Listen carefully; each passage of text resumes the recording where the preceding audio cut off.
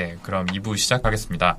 앞선 1부에서는 남자친구와 이별한 후에 힘들어하시는 제이씨의 사연을 들어보고 이별 후에 우리가 겪는 심리 상태에 대해서 이야기를 좀 해봤고요. 자, 2부에서는 제이씨가 감정을 억누르지 말고 지나가야 할지 상담을 받을지 여기에 대해서 좀 이야기를 해보기로 했었죠.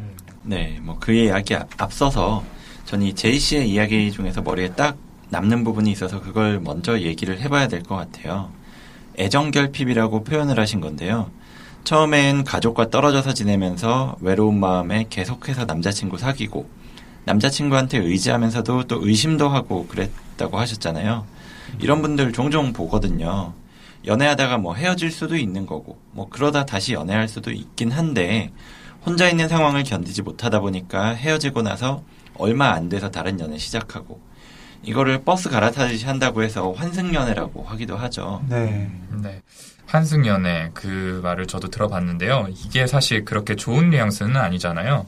헤어지면서 외로운 마음 때문에 새로 연애를 시작하는 경우도 있지만 오히려 바람을 피운 거 아니냐 이런 식으로 의심을 받기도 하고요. 이제 사귀다가 헤어지고 나서 얼마 뒤부터 연애를 다시 해도 된다 이런 식으로 정해진 건 없지만 그냥 우리들이 일반적으로 생각하기에 얼마 동안은 혼자 지내는 게 보통이다 보니까 앞서 말한 애도 반응을 겪고 나서 다시 연애를 하는 게 대부분이다 보니까 이렇게 좀 안 좋게 보기도 하는 거죠. 사실 그 빈자리를 바라보는 게 힘들어서 그 자리를 누군가로라도 채우려는 시도인데 이걸 비난하듯 이야기하는 거는 좀 옳지 않은 것 같아요. 그렇죠. 다만 이별의 상처가 완전히 아물지 않은 상태에서 섣불리 다른 누군가를 만난다면은 되려 또 다른 상처를 받을 수는 있죠. 맞아요.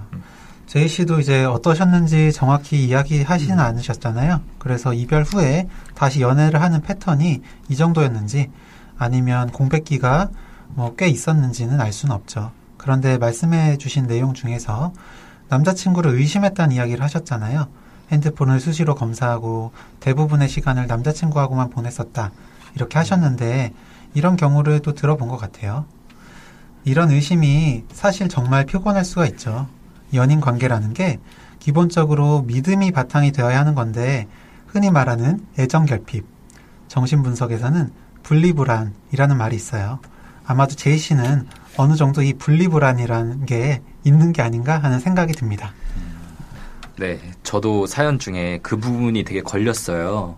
제이 씨가 이렇게 주말에만 부모님과 지냈다는데 어머니가 회사에 가지 말고 같이 있을까? 하고 물어봤을 때 어린 나이에도 회사 가시라고 대답했다는 부분 있잖아요. 저도 애들 키우는 입장에서 보면 그 말했을 때 제이 씨 나이가 몇 살이었는지 좀 궁금한데 진짜 일반적인 대답은 아니잖아요. 네. 그렇죠? 왜 저렇게 대답했었을까요? 제이 씨 부모님께서는 그때 제이 씨를 굉장히 기특하게 생각하시고 칭찬을 하셨을 것 같아요. 아마 그런 걸 기대하고 그러셨을까요? 그쵸. 지금 저희가 보기엔 좀 일반적이지 않은, 이상해 보이기도 하는 대답을 한 건데, 저 당시 부모님 상황에서는 이렇게 애한테 미안한 감정이 있을 수밖에 없는데, 그런 말 들었으면은 되게 기특하고 고맙기도 하고, 막 죄책감이 사라지는 그런 느낌도 들었을 것 같아요. 네.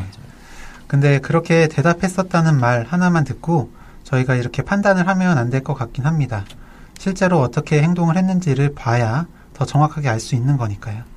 남자친구를 쉬지 않고 사귀었던 점이나 남자친구와 떨어져 있기 힘들어하고 모든 시간을 남자친구를 위해 쓴다든지 하는 것을 봐도 이제 분리되는 상황이나 이별에 대해서 견디기 힘들어하시는 게 맞을 것 같습니다. 저도 그렇게 생각해요. 어린 나이에 엄마한테 그냥 회사 가라 이렇게 얘기했던 게 실제 마음하고는 정반대로 얘기를 했던 게 아닐까 생각이 듭니다. 주중에 같이 지내질 못해서 미안한 마음에 부모님이 늘 물질적으로 뭐든지 많이 해주고 이렇게 풍족하게 해주려고 했다고 하셨는데 그런 어머니가 그 상황이 떨어진 상황이 힘들지 않으셨을 리가 없잖아요. 그런 상황에서 알게 모르게 그 어머니의 어떤 부정적인 감정, 미안한 마음, 헤어지기 싫은 마음이 드러났을 거고 그거를 이 어린 제이 씨가 느끼고는 엄마를 힘들게 하면 안 되겠다 생각을 해서 사실은 자기도 헤어지기 너무 싫은데 괜찮다고 얘기한 걸 수도 있어요. 맞아요. 어떻게 보면 철이 너무 일찍 든 거라고 이렇게 볼 수도 있긴 하지만 애착 형성의 측면에서는 건강하고 바람직한 모습이라고 하긴 좀 어렵습니다. 네, 그렇죠.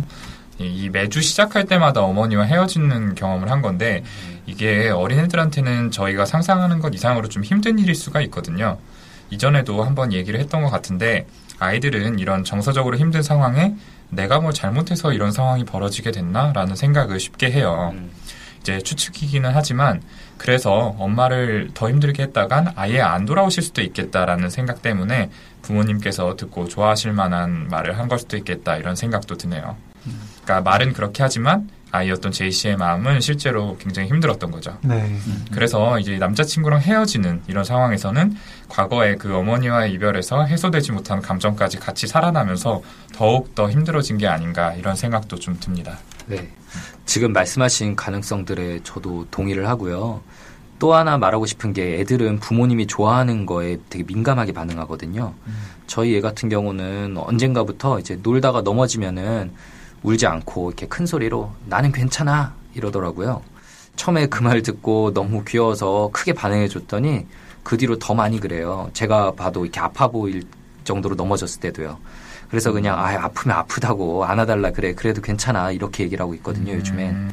제이 씨 같은 경우에는 계속 날 버리고 가는 이렇게 잘 못 보는 부모님께 칭찬받고 싶어서 이렇게 힘든 마음을 숨긴 어린아이 나름의 이렇게 생존 전략이 아니었나 싶기도 해요. 저도 그렇게 생각해요. 그러다 보니까 전 남자친구하고도 어떻게 보면 집착에 가까운 의심을 할 때도 있고 떨어지기 더 힘들어 하시는 것 같다고 생각이 들면서도 또 한편으로는 헤어지는 그 상황에서 뭔가 좀 안 좋게 하거나 막 매달리거나 그러지는 또 못하셨을 것 같기도 하다는 생각이 들었거든요. 그래서 뭐 앞서 이야기한 퀴블러 로스의 애도 반응이 보통은 사별 이후에 일어난 반응인데 지금 제이 씨가 애도 반응을 보이고 있는 이유가 바로 분리불안에 있다고 생각을 해요. 이걸 좀 이해를 해야지 제이 씨가 어떻게 해야 될지 좀 더 깊은 이야기가 가능할 것 같네요. 네네. 좋습니다. 이렇게 제이 씨의 사연을 듣고 이제 어떤 일종의 애도 반응이 일어나고 있는 상태다. 그리고 이별 이후 2달이 넘게 우울한 상태로 머물러 있는 건 어린 시절 경험에서 시작된 분리불안 때문이 아닐까 하는 이야기를 나눠봤는데요. 그러면 이제 제이 씨는 좀 어떻게 해야 할지 거기에 대해서 좀 어떤 조언을 드릴 수 있을까 이걸 얘기를 해봐야 될 것 같네요. 네, 우선 메일에서 이 제이 씨가 정신 건강에 나쁜 영향을 덜 받는 현명한 이별 그리고 이별의 자세에 대해서 물어보셨는데 사실 글쎄요 명쾌하게 이렇게 하시면 됩니다라고 할 만한 정답이 있는 문제가 아닐 것 같고요. 뭐 이별 전문가 여기 오쌤도 마찬가지일 것 같고. 근데 이제 조금 마음에 걸리는 게 사연 글에서 중요한 시험을 앞두고 고작 이별 때문에 이렇게 힘들어하는 게 내가 못나서 그런가 애정결핍인가 그렇게 자책하시는 마음이 좀 많이 느껴져요. 전반적으로. 혹시 정말로 조금 그러신 상황이라면 그 마음을 조금 내려두실 수 있으면 좋겠어요. 실제로 정말 엄청나게 힘들 만한 시기잖아요. 20대 4년 동안 같이 연애를 하면서 진심으로 사랑을 했던 분하고 원하지 않게 헤어지게 되면 정말 엄청나게 누구라도 힘들 수밖에 없을 것 같아요. 맞아요. 앞으로도 아마 살면서 그렇게 많이 겪게 되지 않을 어떤 큰 상실 경험이실 거거든요. 그래서 지금 이렇게 본인이 힘든 게 이게 내가 나약해서라거나 정말 한심하다 이렇게 생각할 게 아니고 내가 정말 살면서 인생에 몇 번 없을 힘든 시간을 겪고 있구나. 근데 하필 재수없게 중요한 시험이 코앞이네. 그렇게 좀 여기시고 주위에 그런 하소연도 많이 하시고 하면 좋겠어요. 네. 방에서 혼자 울고 계신 것 같아서 좀 걱정인데. 그래서 소중했던 사람을 이렇게 과거로 정리하는 일하고 앞으로의 진로를 성취하는 일이 각각이 정말 중요하고 어려운 문제들인데 이걸 이렇게 동시에 겪게 되신 상황이 어떤 본인의 잘못이나 책임은 아니잖아요. 네, 맞아요. 저도 손정현 선생님 말에 동의하는데 저희가 이전 방송에서 귀인 이론이라는 거에 대해서 이야기를 한 적이 있었죠. 그래서 어떠한 상황에 대해서 내부 귀인을 할 때, 즉 내 탓이다라고 생각하는 경향이 클수록 좀 우울증이 생기기가 쉽다 이런 이야기를 드린 적이 있는데요. 이런 이별과 같은 상실 상황에서는 더더욱 좀 그렇습니다. 근데 이 사랑을 혼자 할 수가 없듯이 이별도 혼자 할 수는 없는 거잖아요. 그러니까 이거를 내 탓이다라고 여기지 말고 내가 부족하게 돼서 헤어지게 됐다라는 식의 과도한 자책은 좀 하지 않으셨으면 합니다. 그리고 저는 또 너무 서두르지 말라라는 말씀을 드리고 싶어요. 물론 시험 때문에 마음이 조급하실 거라는 생각은 들지만 이 생각이란 게 떨쳐낼수록 머리에 맴도는 특성이 있잖아요. 맞아요. 네. 그래서 남자친구와 관련된 생각이 떠오를 때 지금 내가 이럴 때야 공부해야지 라고 스스로를 막 다그치기보다는 그냥 그거를 지켜보는 거죠. 내가 이런 생각이 떠오르는구나. 그리고 그 생각 때문에 또 이런 감정이 드는구나. 그래서 이 생각과 감정에 휩쓸리거나 반대로 억지로 너무 억누르는 대신에 어떤 관찰자의 입장에서 그것들을 바라보게 되면은 그것들이 어느 순간에는 서서히 좀 잦아들게 됩니다. 이제 그렇게 되면은 심호흡 한번 하고 나서 다시 현실의 일로 돌아오게 되는 거죠. 그런데 이 자꾸만 생각의 가지가 뻗어나가서 거기에서 벗어나기가 어렵다고 하면은 이제 잠시나마 다른 일로 주의를 또 돌려보는 것도 방법이 될 수가 있겠습니다. 가벼운 소설을 읽는다던가 잠깐 밖으로 나가서 걷는 것 같이 좀 일상적인 활동도 도움이 될 수가 있어요. 그래서 이제 현재에 집중할 수 있는 어떤 매개체를 좀 만들어주는 거죠. 네, 저도 이렇게 오동훈 선생님 의견처럼 조급하게 생각하지 말라는 거에 더해서 이 두 가지 상황을 분리를 해보시라고 조언을 해보고 싶어요. 두 가지 상황이 이별을 한 상황, 그리고 시험 공부를 하고 있는 그 상황을 분리를 해서 회복 탄력성이라는 말이 있거든요. 그게 뭐냐면 회복 탄력성이 강한 사람은 이런 트라우마나 스트레스 상황에서 잘 극복을 하고 오히려 성장의 발판으로 삼는다라는 얘기가 있는데, 그게 강한 사람들의 특징이 한 가지 영역에서 좀 잘못하고 실패를 했다고 하더라도 다른 영역까지 연관을 짓지는 않는다고 얘기를 해요. 그리고 또 한 가지는 지금은 힘들다고 하더라도 이걸 또 미래하고는 연결짓지 않는다고 하고요. 그래서 이별을 한 게 사랑에 실패했다고 이야기를 할 수도 있긴 있지만, 이별은 이별이고 내가 공부하고 있는 건 또 다른 상황이거든요. 그래서 사랑에 실패했다고 다른 영역에서 실패하라는 법이 없고, 그러니까 이번엔 이렇게 되었지만 앞으로는 뭐 다른 사랑이 찾아올 수도 있는 거고요. 그러니까 너무 지나간 사랑을 곱씹어보지 마시고 그냥 오늘 저희 방송 들은 걸로 아, 그렇구나 하고 넘어가시고 앞날을 또 바라보시면 좋겠습니다. 네. 제가 회복 탄력성 얘기하려고 했었는데 윤희 선생님이 바로 앞에서 얘기를 해버렸네요. 네.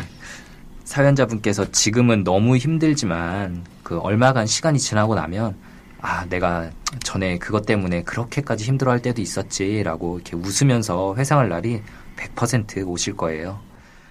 뭐 이별에서 겪은 아픔의 정도나 아니면 그걸 회복하는 데 걸리는 시간이 사람들마다 모두 다르긴 하지만, 예를 들어서 부모님이나 배우자 혹은 뭐 심지어는 자녀와 사별하게 된 경우에도 그런 아픔이 절대로 평생 가지는 않잖아요.